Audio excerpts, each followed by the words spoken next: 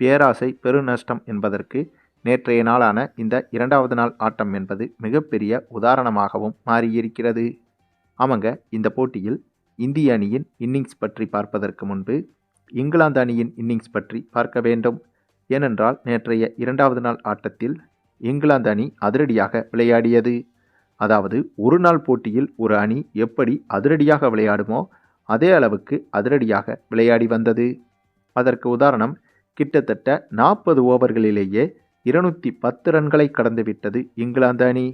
இந்த ரன்கள் என்பது ஒரு நாள் தொடரில் கூட அதிவேக ரன்களாகும்.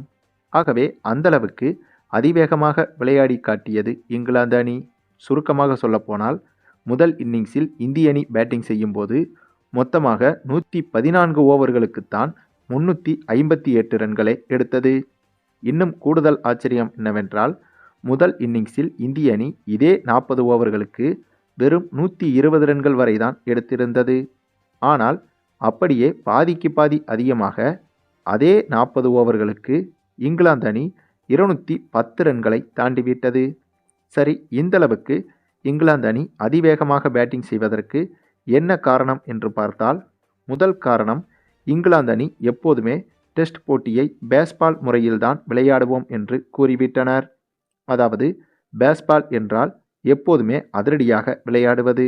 ஆகவே இந்த பேஸ்பால் காரணமாகவும் இங்கிலாந்து அணி அதிரடியாக விளையாடியிருக்கிறது. அது மட்டுமில்லாமல் இந்த 4வது டெஸ்டில் மழை அடிக்கடி குறுக்கிடுகிறது.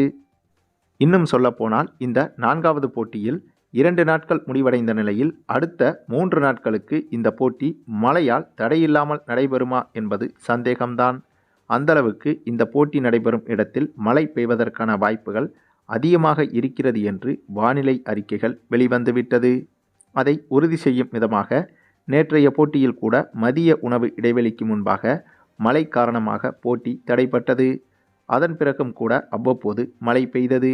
ஆகவே இங்கிலாந்து அணியை பொறுத்தவரையில் எப்படியாவது இந்த போட்டியில் வென்றுவிட்டால் அடுத்த போட்டியில் தோற்றால் கூட இந்த தொடரை 3-2 என்ற கணக்கில் வென்றுவிடலாம். அதுவும் இந்த மைதானம் என்பது இந்திய அணிக்கு ராசி இல்லாத மைதானமாகும். ஆக அந்த ஒரு விஷயத்தையும் மனதில் வைத்து எப்படியும் ராசி இல்லாத இந்த மைதானம் இந்திய அணிக்கு ராசி இல்லாமல் தான் இருக்கும் என்ற நினைப்பில்தான் வந்தா வருது போனா போகுது என்று இந்த போட்டியில் அதிரடியில் மிரட்டி வருகிறது இங்கிலாந்து அணி. ஏனென்றால் இந்த மைதானத்தில் இதுவரை இந்திய அணி ஒரு வெற்றியை கூட பெற்றதில்லை. 9 போட்டிகளில் விளையாடி 5இல் தோல்வியும் 4 போட்டிகளில் டிராவிலும் முடிந்துள்ளது.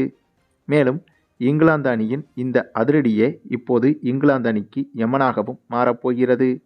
ஆமாங்க, இந்த போட்டியில் முதல் இன்னிங்ஸில் இந்திய அணி விளையாடிய போது மைதானத்தின் தன்மை பந்து வீச்சுக்கு சாதகமாக இருந்தது. இதனால் இந்திய அணி பேட்ஸ்மேன்கள் நிதானமாகவே விளையாடி வந்தனர். பிச்சின் தன்மை என்பது பந்து வீச்சுக்கு சாதகமாக இருந்தது என்பதற்கு உதாரணம், இந்த முதல் இன்னிங்ஸில் இந்திய அணி நட்சத்திர பேட்ஸ்மேன்கள் சிலர் அவர்களது விக்கெட்டை பறிகொடுக்கும் போது பந்து அடிக்கடி எட்ஜ் எடுத்துதான் விக்கெட்டுகளை இழந்தனர். ஆகவே இதை வைத்தே எளிதாக கூறிவிடலாம் இந்த மைதானம் என்பது பந்து வீச்சுக்கு சாதகமாக இருந்தது என்று. அதுவும் இந்திய அணி முதல் இன்னிங்ஸில் பேட்டிங் செய்யும் போது ரிஷப் பண்டிற்கு காயம் ஏற்பட்டு இந்திய அணியின் பேட்டிங் வரிசையை இந்த விஷயமும் பலவீனப்படுத்தியது. ஆனாலும் கூட இன்றைய நாளில் இந்திய அணிக்காக தனது வலியையும் பொருட்படுத்தாமல் பேட்டிங் செய்ய களமிறங்கி அதிரடியாக விளையாடி இங்கிலாந்து பவுலர்களை அச்சப்படுத்தி அதிவேகமாக 54 ரன்கள் வரை குவித்திருந்தார் ரிஷப் பண்ட். அது மட்டுமில்லாமல் மழையும் அடிக்கடி குறுக்கிட்டதால் பேட்ஸ்மேன்களுக்கு அது மேலும் சிரமமாக மாறியது. ஆக மொத்தம் இவை அனைத்தையும் வைத்து பார்த்தால் முதல் இன்னிங்ஸில் இந்திய அணி பேட்டிங் செய்யும் போது பிச்சின் தன்மை பந்து வீச்சுக்கே சாதகமாக இருந்தது என்பதை உணர முடிந்தது. ஆனால் இப்போதோ இங்கிலாந்து அணி பேட்டிங் செய்ததற்கு பிறகு இங்கிலாந்து பேட்ஸ்மேன்கள் அதிரடியாக விளையாடி பிச்சின் தன்மையை பேட்டிங்கிற்கு சாதகமாக மாற்றிவிட்டனர் என்றே தெரிகிறது. அதாவது இந்த இரண்டாவது நாள் ஆட்டத்தில் இங்கிலாந்து அணி பேட்டிங் செய்யும் போது பிச்சின் நடுவே அவ்வப்போது ஓடுவது, பேட்ஸ்மேன்கள் அணிந்திருக்கும் ஷூவை வைத்து பிச்சை சேதப்படுத்துவது என பிச்சின் தன்மையை பேட்டிங்கிற்கு சாதகமாக மாற்றிவிட்டனர் இங்கிலாந்து பேட்ஸ்மேன்கள். அதற்கு உதாரணம், இந்த போட்டியில் பும்ரா போன்ற ஜாம்பவான் பவுலர்கள் ஒவ்வொரு பந்தையும் வெரைட்டியாக போட்ட போதும் கூட பந்து கொஞ்சம் கூட எட்ஜாகவே இல்லை. குறிப்பாக இங்கிலாந்து பேட்ஸ்மேன்கள் பிச்சை சேதப்படுத்தி அதனால்தான் பிச்சின் தன்மை பேட்டிங்கிற்கு தகுந்தது போல மாறியதா, அல்லது முதல் 1½ நாளுக்கு பிறகு இயற்கையாகவே பிச்சின் தன்மை பேட்டிங்கிற்கு ஏதுவாக மாறியதா என்பது சரியாக தெரியவில்லை. ஆனால் இங்கிலாந்து அணியின் இந்த ஒரு அதிரடி என்பது யானை தன் தலையில் மண்ணை எள்ளி போட்டுக்கொள்வதற்கு சமமாகவே பார்க்கப்படுகிறது. அதற்கு காரணம், இந்த பிச்சை பார்த்து பயந்து பயந்து விளையாடினார்கள் இந்திய பேட்ஸ்மேன்கள். ஆனால் இப்போதோ இங்கிலாந்து பேட்ஸ்மேன்களோ இந்த பிச்சில் அதிரடியை கையில் எடுத்திருக்கும் போது இந்திய அணி பேட்ஸ்மேன்களும் கண்டிப்பாக 2வது இன்னிங்ஸில் அதிரடியாகத்தான் விளையாட பார்ப்பார்கள்.